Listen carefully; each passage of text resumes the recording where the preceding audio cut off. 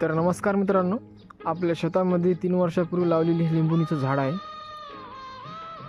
तर या लिंबुणीच्या झाडाची एक फांदी मी कट करून कमीत कमी 1 वर्ष जुनी असणारी फांदी तोडली आणि लावली.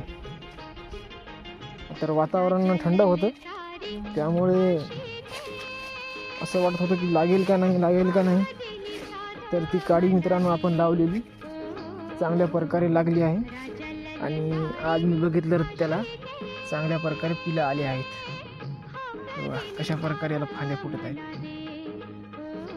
आणि हे लगेच फळं द्यायला चालू होते.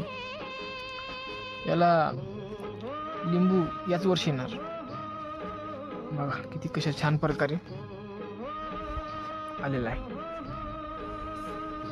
आधी मला माहीत नव्हतं, पण मी एक इंस्टाग्रामवर व्हिडिओ बघून लावून बघितलं, प्रयत्न केला, तर लागली फांदी याची लिंबुणीची.